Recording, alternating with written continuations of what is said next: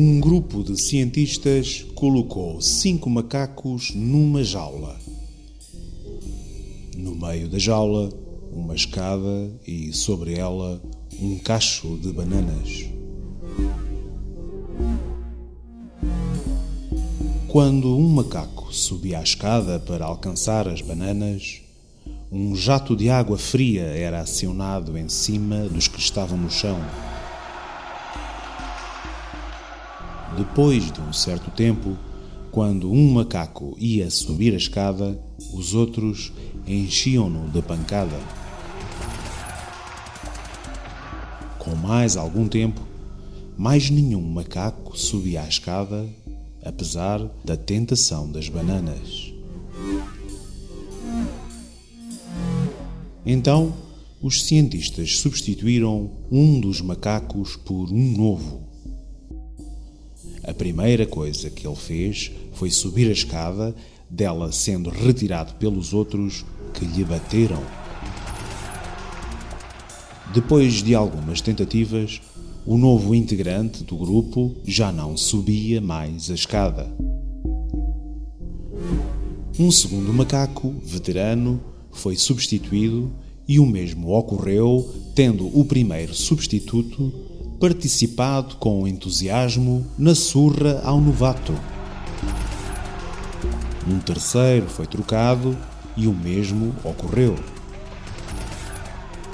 Um quarto e, afinal, o último dos veteranos foram substituídos. Os cientistas ficaram então com um grupo de 5 macacos que, mesmo nunca tendo tomado um banho de água fria, continuavam a bater naquele que tentasse subir a escada para alcançar as bananas.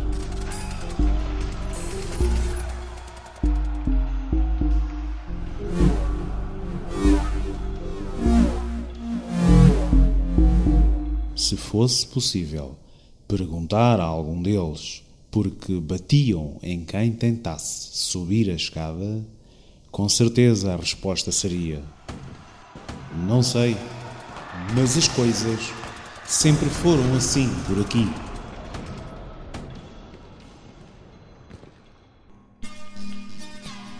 Eis o poder de alguns paradigmas.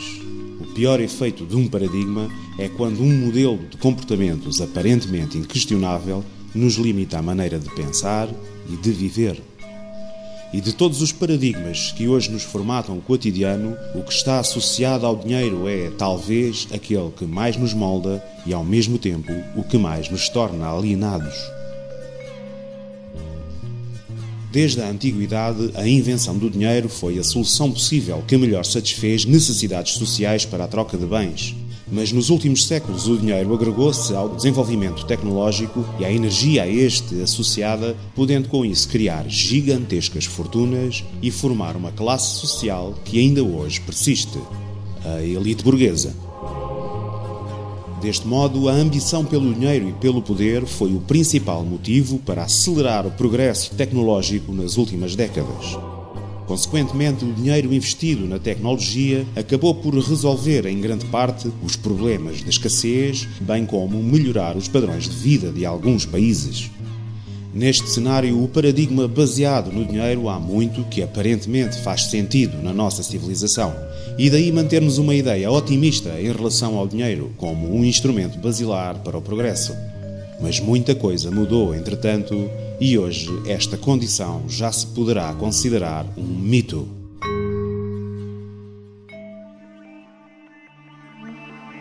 O problema é que a evolução deste paradigma fez com que o dinheiro deixasse de ser um meio para atingir um fim, para se tornar um fim em si mesmo. O sistema monetário voltou-se para o poder e converteu-se no elemento soberano e despótico da civilização moderna. O dinheiro governa as nossas vidas e já ninguém sabe exatamente porquê. Tornou-se altamente instável, cheio de incoerências, manipulações, previsões incertas e premonições. O dinheiro obriga ao desenrolar dos acontecimentos de sociedades inteiras, por vezes segundo critérios visionários equivalentes às profecias de um charlatão. Hoje, já ninguém entende como funciona e poucos sabem qual o verdadeiro rastro do dinheiro. Como ele é criado, aparece, desaparece e renasce. Poucos sabem como o dinheiro num dia vale muito e no seguinte, quase nada. No entanto, apesar das sociedades se basearem em grande medida sobre questões monetárias, pouco ou nada é esclarecido sobre a sua origem ou para a tomada de consciência deste fenómeno. Pouco ou nada é referido nas escolas, pouco ou nada é transmitido nos meios de comunicação social ou por qualquer instituição estabelecida. A confusão e complexidade associadas à economia e às finanças levam o público a distanciar-se destes assuntos que permanecem incompreendidos e alienados pela maioria. Por isso, se perguntássemos hoje ao cidadão anónimo por que é que as sociedades humanas se tornaram tão dependentes do dinheiro, a resposta mais comum poderia muito bem ser: não sei, mas as coisas sempre foram assim por aqui.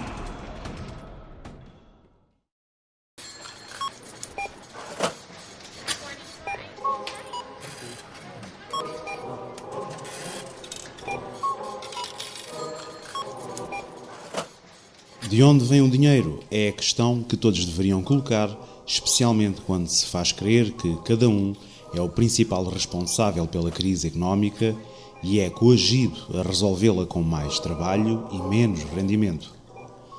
A resposta pode parecer surpreendente e insólita, mas o processo de criação de dinheiro é, em si, simples e direto. Em 2009 foi editado um livro escrito por economistas portugueses intitulado Política Monetária e Mercados Financeiros. O primeiro capítulo trata do processo de criação de moeda e na página 46 os autores dizem-nos que a concessão de crédito por um banco cria nova moeda na economia. Existem vários modelos para a criação de moeda, sendo que todos eles estão baseados na concessão de crédito. Por isso, no essencial, não diferem muito uns dos outros. Vejamos como os bancos fabricam dinheiro a partir do nada, cada vez que concedem crédito.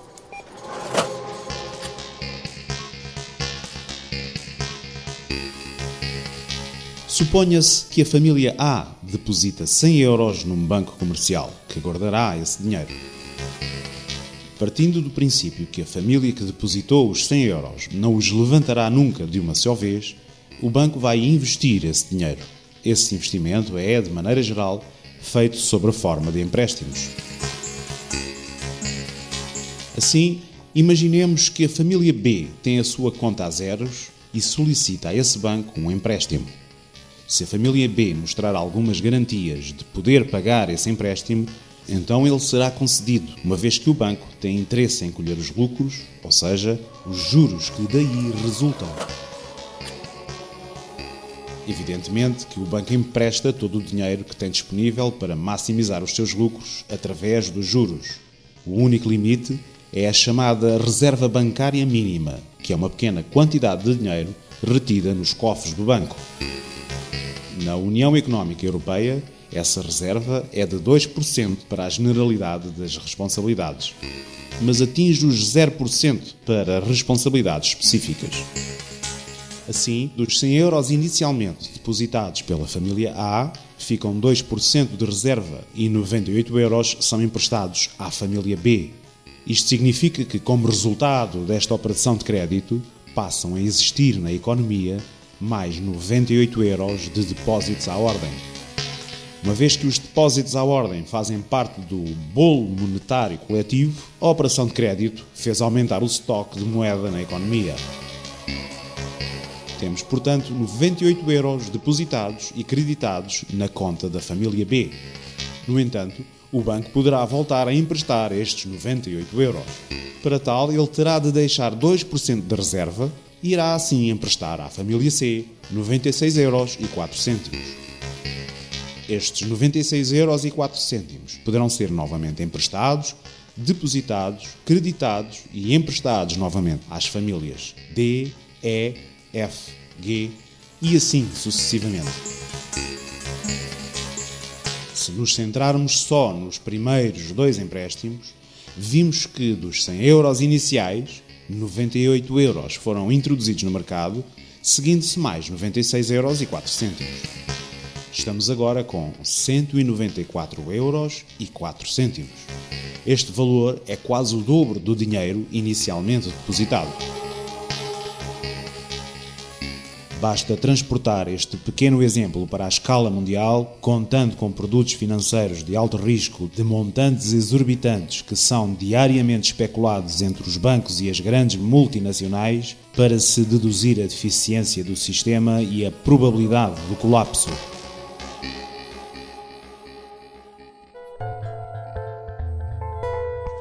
Claro que este processo é facilitado graças a sistemas informáticos através de uma simples alteração de dígitos na conta daquele indivíduo que pede dinheiro emprestado, sem que seja necessário produzir o dinheiro em suporte físico. O sistema económico criou, por isso, um mecanismo que facilita a criação e movimentação deste dinheiro digital, pois os bens e serviços podem ser pagos com cheques ou por via eletrónica. O dinheiro físico deixou de ter relevância, pois 98% do dinheiro que existe no mundo encontra-se sob a forma de dígitos em computadores.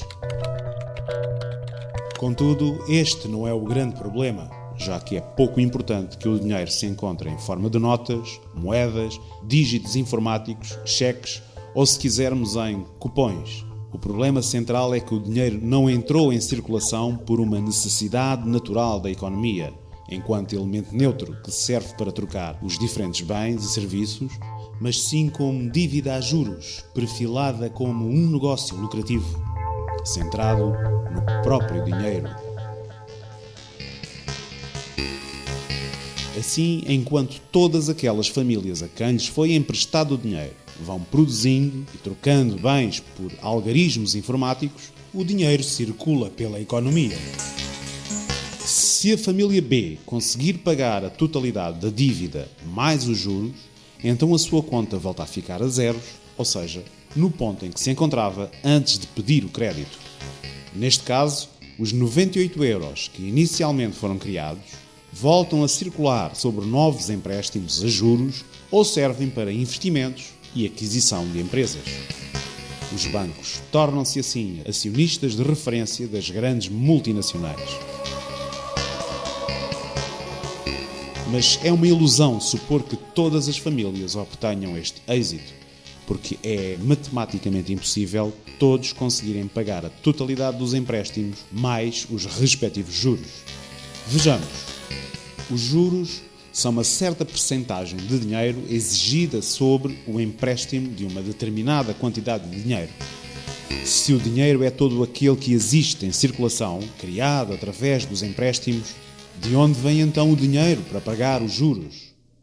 De lado nenhum, pois este simplesmente não existe. O sistema, no seu todo, nunca voltará ao ponto inicial. Para pagar os juros, mais dinheiro terá de ser gerado, a partir do nada, através de mais empréstimos. Por sua vez, este novo dinheiro emprestado será também afetado por juros que terão de ser pagos por novos empréstimos e assim sucessivamente. E ao contrário do que se possa pensar, não são só os devedores que pagam juros. A maioria dos produtos inclui no seu preço final os juros que as empresas devedoras têm de pagar, pois são considerados como uma despesa. Daí, os juros serem um problema que atravessa toda a economia e toda a sociedade, sem exceção, sabendo que só uma reduzida minoria tira proveito de tudo isto. Resumindo, todo o dinheiro em dívida, somado aos respectivos juros, ultrapassa a totalidade existente em circulação. Assim, a dívida cresce a um ritmo exponencial que requer crescimento perpétuo para não entrar em colapso. Isto conduz à inevitabilidade matemática de incumprimentos e falências, pois não há, simplesmente, dinheiro suficiente na economia para pagar todas as dívidas aos bancos. A incapacidade de pagar a dívida e de, consequentemente, entrar em falência não é uma fraqueza de um agente económico. É uma imposição do sistema bancário à sociedade como um todo.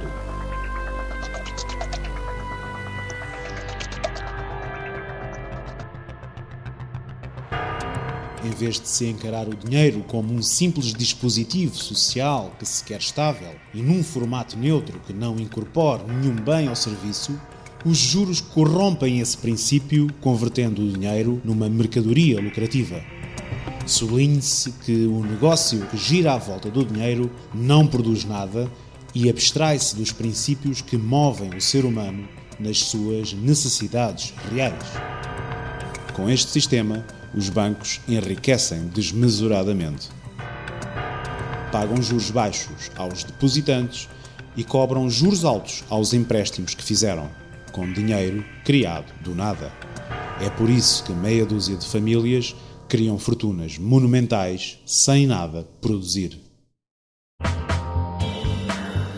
Qualquer unidade de medida que usamos no nosso dia-a-dia tem de ser estável, como por exemplo o litro ou o metro. Não faria nenhum sentido prático que um metro hoje tivesse um determinado comprimento e amanhã outro. No entanto, o dinheiro enquanto medida do valor, ou seja, enquanto unidade de medida que estabelece o valor de um bem ou serviço, é variável segundo os critérios de uma elite financeira. Portanto, não existe uma autoridade monetária que determine uma unidade estável ao dinheiro enquanto medida do valor. As amarras que impediam o sistema financeiro de criar dinheiro sem regra foram sendo soltas ao longo dos tempos, a última das quais em 1971, com a queda do padrão ouro internacional. Face a esta arbitrariedade, quanto mais dinheiro se cria, menos este vale. Tal como qualquer mercadoria, quanto mais há de um bem, menos este é valorizado. Na verdade, o dinheiro também é hoje tratado como uma mercadoria que se compra e vende nos mercados financeiros. Assim, o novo dinheiro produzido vai retirar valor ao dinheiro já existente. É por este fenómeno de roubar valor ao dinheiro em circulação que ocorre a inflação, ou seja, a desvalorização do dinheiro em circulação. Como o dinheiro desvaloriza, os preços dos bens sobem em comparação ao valor do dinheiro. Recordemos que em 1945, 1,5 kg de pão custava 5 tostões, em 1990 inflacionava para 5 escudos e hoje custa 3 euros, ou seja, 600 escudos. Percebido isto, é fácil entender as razões das enormes dívidas pessoais, empresariais e estatais existentes, pois com este sistema haverá sempre alguém que deverá a outrem. A estratificação da sociedade, a pobreza, a fome e o desemprego são, portanto, uma fatalidade neste sistema e enquanto este persistir, não poderão desaparecer. Esta é também a razão pela qual atualmente, nenhum ou poucos são os Estados que realmente não têm dívida.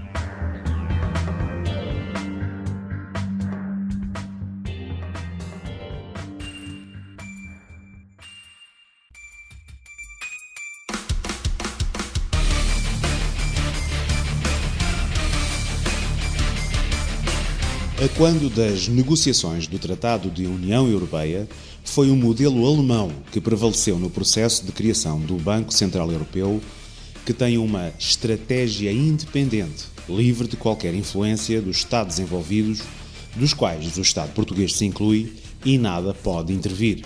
Isto é, a Assembleia da República Portuguesa não pode agir sobre o Banco Central Europeu, que detém grande parte do poder económico. No exercício dos poderes e no cumprimento das atribuições e deveres, o Banco Central Europeu, os bancos centrais nacionais ou qualquer membro dos respectivos órgãos de decisão não podem solicitar ou receber instruções das instituições, órgãos ou organismos da União, dos governos, dos Estados-membros ou de qualquer outra entidade.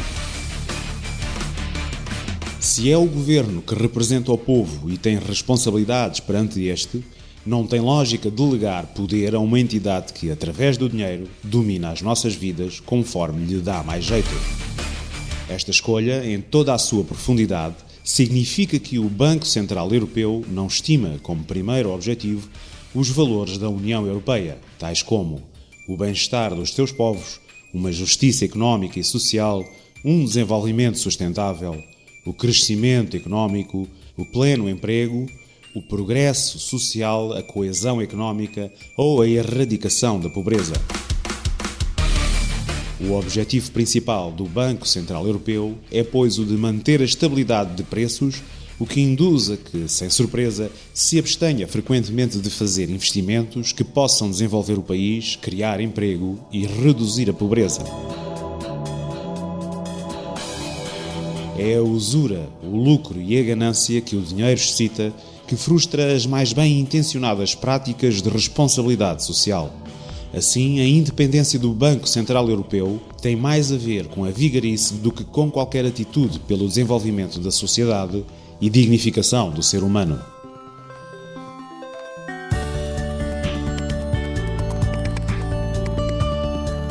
Ora, hoje, a Constituição da República Portuguesa diz-nos: o Banco de Portugal é o Banco Central Nacional que exerce as suas funções nos termos da lei e das normas internacionais a que o Estado português se vincula.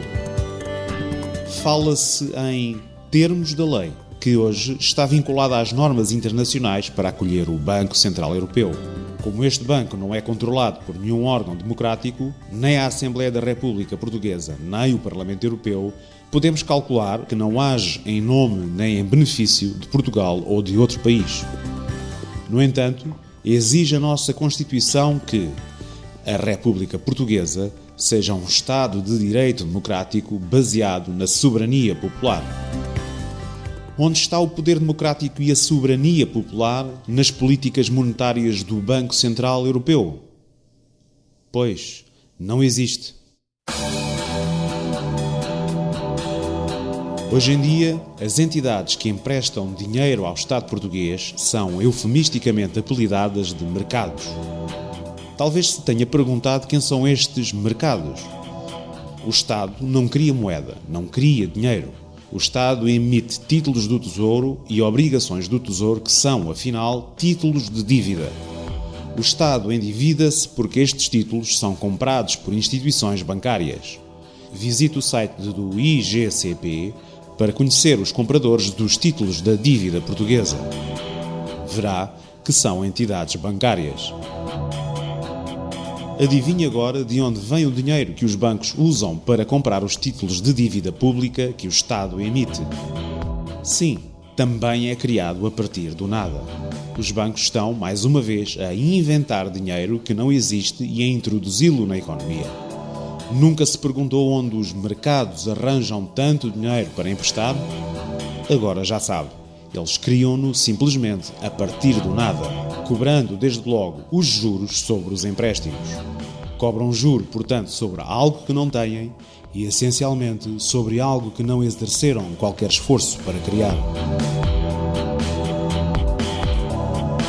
Será agora oportuno relembrar que o equivalente a 2/3 do dinheiro que os portugueses pagam em IRS serve exclusivamente para pagar apenas os juros da dívida pública. O equivalente a 2/3 do IRS não é investido em educação, saúde ou bem-estar social. É gasto a pagar juros a bancos sobre o dinheiro que eles criaram, do nada, quando compram dívida portuguesa. Este sistema absurdo não precisa de existir de todo.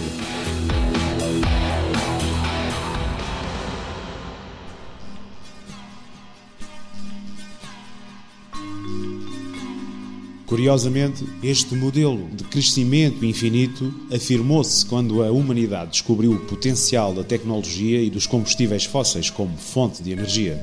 E foi a descoberta desta fonte de energia, outrora abundante e barata, que permitiu o crescimento exponencial. Portanto, temos um modelo económico baseado em dívida que exige crescimento infinito e, por outro lado, temos recursos finitos e esgotáveis que atualmente alimentam a atividade económica mundial. A instabilidade financeira e económica atual resulta, em parte, do choque entre estas duas variáveis.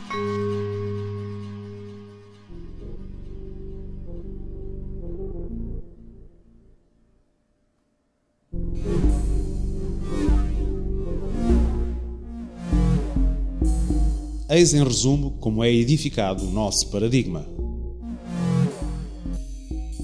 Todo o dinheiro é criado a partir da dívida. Os juros cobrados sobre a dívida não existem na economia. A quantidade de dinheiro tende a aumentar constantemente para que os agentes económicos possam pagar a dívida. O sistema requer crescimento infinito, mas os recursos são finitos.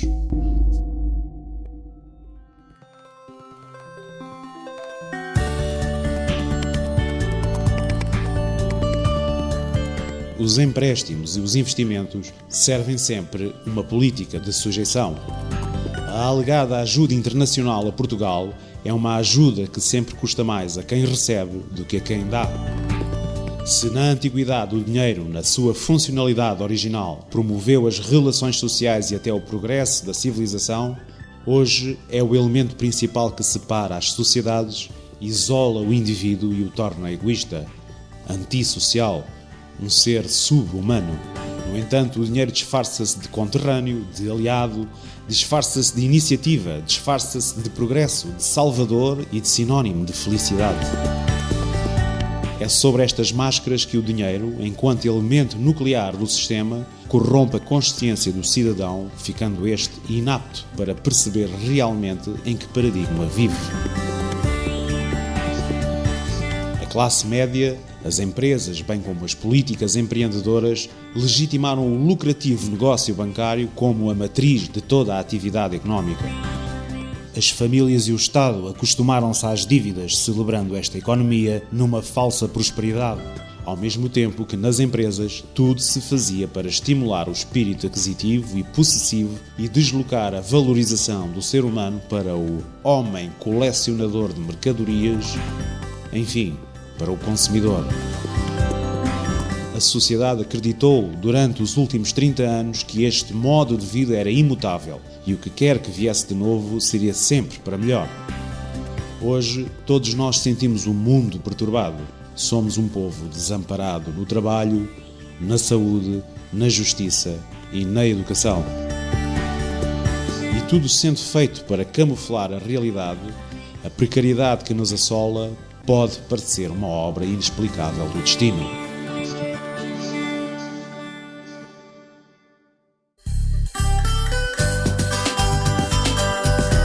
Mas um povo que se lamenta dizendo que o inimigo está no seu destino sem saber identificar o problema que o destrói, então é incapaz de encontrar uma solução. Será um povo que só conhece a inépcia e a incapacidade de abandonar o seu modelo de vida, que se vai tornando mais obsoleto e nocivo a cada dia que passa. O nosso maior inimigo está embutido no dinheiro e em toda a influência que este exerce sobre nós. Enquanto não anularmos o poder do dinheiro na sua forma perversa de dinheiro a juro, estaremos condenados a um povo subserviente e subdesenvolvido.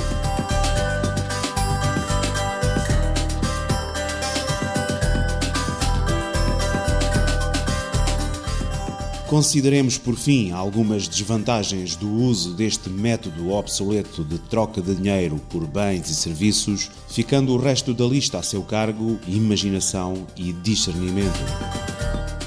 O dinheiro não passa de uma interferência entre aquilo que realmente precisamos e aquilo que podemos obter. Não é de dinheiro que as pessoas precisam, mas sim de acesso a recursos.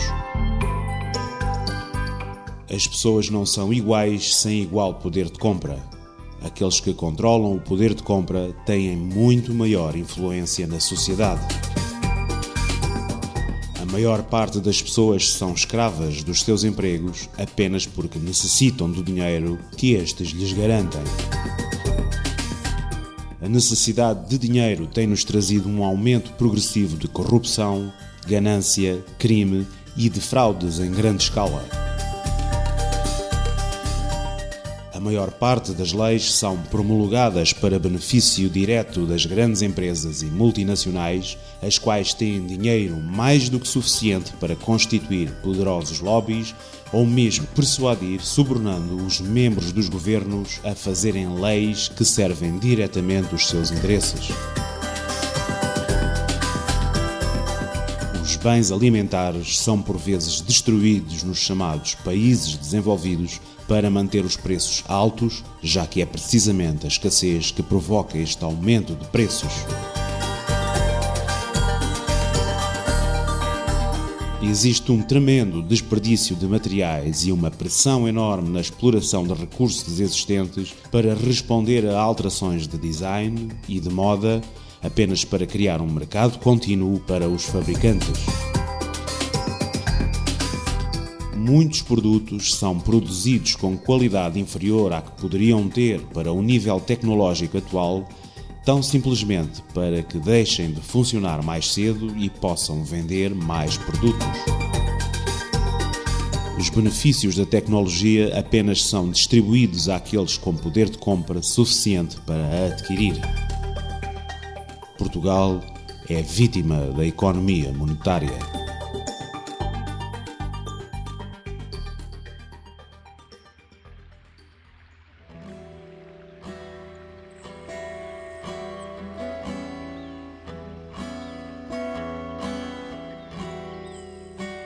Vivemos num sistema que se tornou altamente falível e perigoso, e não há política social, ecológica ou tecnológica que possa subsistir enquanto o poder monetário a esta se sobrepuser.